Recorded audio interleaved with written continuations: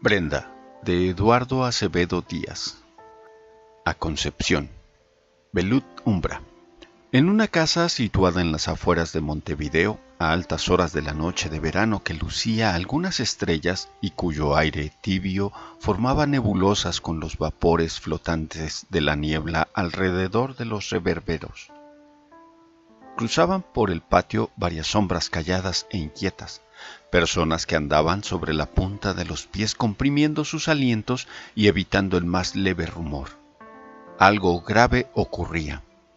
En ese hogar frío, en efecto, una mujer moribunda luchaba aún por conservarse al cariño de los suyos.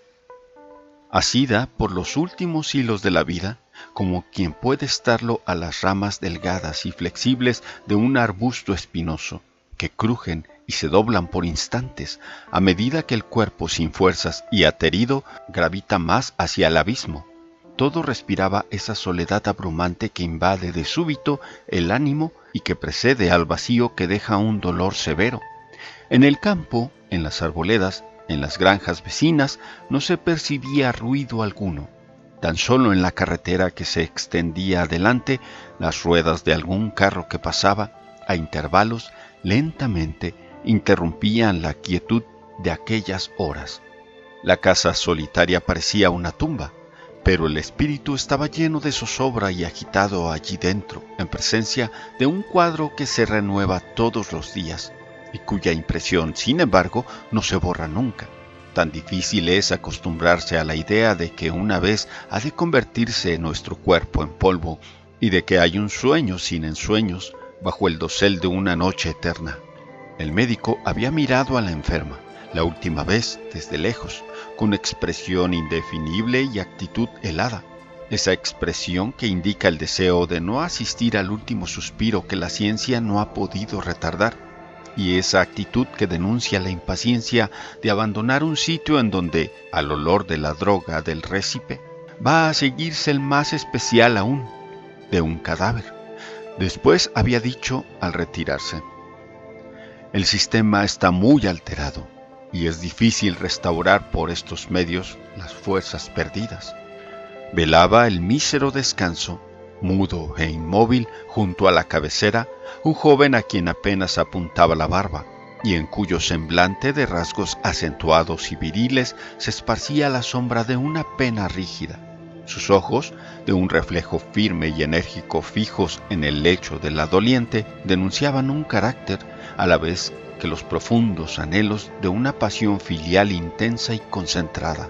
Con la cabellera revuelta y caída en parte sobre la frente amplia y tersa, el labio contraído y los brazos cruzados, parecía esperar el final de un sueño, precursor de aquel otro sin fatigas ni delirios. La lámpara arrojaba desde el fondo del gabinete una claridad mortecina. De vez en cuando, él inquiría con solicitud extrema los menores estremecimientos de la enferma, cuya respiración entrecortada no era más que un leve hálito. El rostro de la enferma se sonrosaba a intervalos ligeramente para recobrar bien presto una palidez mormórea. Las mejillas hundidas no tenían ya carnes, y la piel pegada a los huesos, arrugada y seca, permitía ver algunas venas violáceas en donde parecía moverse apenas la sangre. La fría humedad de sus sienes transmitía una impresión penosa a la mano que buscaba con triste afán el latir de la arteria empobrecida. Se notaba en los labios cárdenos un ligero temblor, y era entonces cuando se crispaban las manos surcadas por largas huellas color de plomo, al oprimir la del joven con fuerza misteriosa. Desde luego, su sueño era corto y levísimo, a pequeñas treguas. En esos lapsos dolorosos levantaba sus párpados hasta la mitad de las órbitas y detenía en el rostro del hijo sus ojos azules, iluminados por el delirio. Pero su boca permanecía muda, ya no articulaba acentos. Después de las 3 se operó una reacción favorable. Se acordó el joven de que el médico había recomendado cierta dosis de éter para ayudar a reanimar aquel organismo deshecho. Pero las perlas se habían concluido. Alguien le reemplazó en ese instante en su puesto y se resolvió a salir. Miró una vez más a la enferma y de allí se apartó con paso indeciso, como si presintiera toda la amargura que le reservaba el regreso. Atravesó el patio maquinalmente, en momentos en que descendía más densa la bruma, y a poco se vio en la carretera. ¿A dónde iba? Aquello ya no tenía remedio. Caso común, pero cuyos efectos solo se sienten bien cuando lastiman la fibra propia. El dolor personalísimo es, a no dudarlo, el gran dolor comprendido. En esos instantes en que se confunden todos los pesares para formar un solo sufrimiento, grave y profundo, siempre una débil esperanza alienta y consuela, y grato es a quien halaga el llevarla al corazón de los demás. Llenó, pues, en la farmacia más próxima el objeto que lo llevaba y resolvió regresar por una calle oscura que abreviaba el camino. Esa calle le era muy conocida. Acostumbraba a transitarla diariamente cuando iba y regresaba del centro de la ciudad, no solo porque reunía las ventajas de la recta, sino también porque se le habían hecho interesante ciertas circunstancias y detalles locales que para otros pasaban inadvertidos. Era la suya una de esas preferencias excéntricas que rara vez varían, un hábito constante y hasta una exigencia del gusto. Por lo demás, la calle, a excepción de una cuadra, compuesta de edificios nuevos y elegantes con jardines al fondo, no presentaba nada de notable, y el mismo número de familias era muy reducido.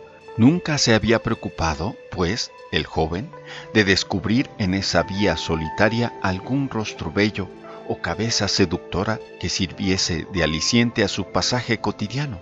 La única que llamara su atención desde un mes atrás era la de una niña de 10 o 12 años, blonda, blanca, de correctísimos perfiles, que llevaba luto y a quien solía ver de regreso de la escuela o sentada con un libro en las manos, junto a la ventana de una de esas casas alrosas y esbeltas a que nos referimos, que el arte moderno erige por encanto en los más apartados sitios. Pero solo la había mirado como un modelo escultural, digno del más delicado gusto estético, sin sentir otra emoción que la de admiración de la belleza, persuadido, al contemplarla, que la naturaleza superaba al genio del artista, cuando hacía obra de filigrana en carne y nervios. En la noche de que hablamos, si él hubiera retrasado pocos minutos su pasaje por el sitio en que ella habitaba, la habría visto salir a la calle en medio de la mayor desolación y correr, hasta perderse en las sombras, arrastrada por una fuerza superior al miedo y al escrúpulo, en busca quizás de un auxilio que consuela siempre a la inocencia, aunque junto a él camine o con él penetre, sonriendo irónico, en la estancia triste, el ángel del sepulcro. Debían encontrarse, sin embargo. Hemos dicho que el joven había resuelto su regreso por la vía solitaria. Como andaba a prisa, pronto se puso en ella. A sus espaldas, las luces de la ciudad dormida formaban en la atmósfera una nube rojiza y radiar en el impalpable tul de la neblina que contrastaba con las purísimas líneas de la forma del cielo despejado hacia el levante, parecidas a pintorescas fajas de un chal de bayadera, y a otro rumbo, tinieblas salpicadas con las últimas estrellas pálidas y temblorosas, cual esas esperanzas que titilan en ciertas horas en la penumbra de la duda. Una vez en aquella calle, oyó de pronto algunas voces de alguien que se quejaba. Creyó haber escuchado mal y se detuvo. Los lamentos se repitieron de una manera distinta y entonces pudo percibir en la vereda opuesta una pequeña sombra proyectada contra el muro de una casa silenciosa. No le quedó ya duda de que alguno lloraba allí. Los que sienten el vacío de algo irreparable y se encuentran así al azar, simpatizan sin esfuerzo y se dan la mano con cariño. En ese encuentro, por atracción instintiva, suele haber un consuelo. El infortunio vincula y a veces forma hermanos. Al aproximarse, se halló delante de una niña acongojada y llorosa, a quien no impuso el fantasma negro. La luz del farol dio de lleno en el rostro del joven y en el de ella, que se había vuelto con presteza al ruido de sus pasos. La niña llevaba luto. Un gran crespón negro cubría su cabeza y algunas guedejas color de oro de su cabello asomaban por las sienes. Tenía el rostro muy bello, aunque cubierto de esa blanca palidez que los organismos delicados conservan desde el albor de la vida. ¿Qué hacían allí aquellas tristes auroras? Así que el desconocido se acercó, cesó ella de sollozar, clavando en él, sin moverse, sus ojos grandes y oscuros, que enjugaba a veces con el extremo del pañuelo que le servía de cofia. Ambos parecieron reconocerse. —¿Por qué llorabas? —preguntó aquel. Ella ocultó el semblante entre sus manos delgadas y nerviosas, balbuceando algo incomprensible. El joven cogió su cabeza entonces con dulzura y la apoyó en el pecho, sin que la niña opusiera resistencia, pero bien pronto ésta la echó hacia atrás, apartándose suavemente y dejando ver su semblante inundado por las lágrimas. —Mi madre está muy mala —dijo. —Ah, ¿y qué deseas? —Busco al médico. He llamado a esta puerta mucho tiempo y nadie responde. ¿Es que no vive ahí el médico, señor? Ya estoy cansada de llamar. Había en su voz toda la confianza ingenua del que espera y reposa en la bondad extraña. Se penetró el joven de aquella grande aflicción a que su espíritu no era ajeno, pues que se encontraba, por una triste coincidencia, en estado de medir su profunda intensidad. Era aquella, en efecto, la casa de un médico. En letras negras, sobre chapas de bronce clavadas en la madera, se podía leer un nombre y un título. Se veía luz en el consultorio a través de las rendijas de la ventana. El médico había vuelto de un sarao hacía pocos instantes. La niña observaba al compañero que le deparaba la suerte. Con honda ansiedad lanzó de pronto un suspiro mirando al cielo y murmuró entre un sollozo: «Se hace tarde. ¿Quiere usted llamar a esa puerta?» Llamó él en el acto, pero nadie acudió. La infeliz cogió su mano, agitada y nerviosa, agregando con hondo desaliento: «Otra vez, a usted tendrán que abrirle». El joven, callado y adusto, insistió de un modo recio. La puerta permaneció cerrada.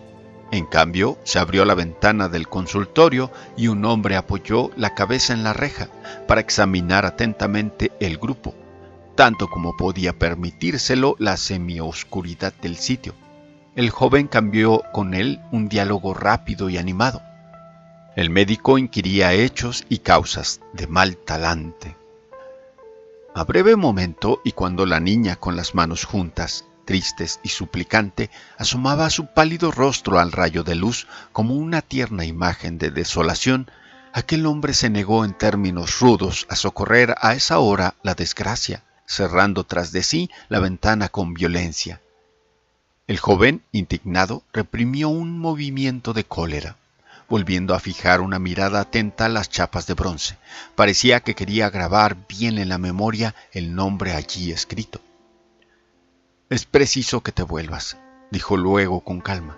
«La buena madre querrá que su ángel esté a su lado». «¿Sin el médico?», prorrumpió la pobre criatura aterrada. «Pronto será de día y podrás conseguir que vaya. No éste, a cuya puerta has llamado en vano, sino otro más noble y bueno. ¿Dónde vives?» «Usted sabe». «Allá», y extendió su mano hacia el rumbo que llevaba el joven, dejándola caer con desaliento. «Ah, sí, recuerdo. Ven». La niña echó a andar a su lado. Caminaban en silencio.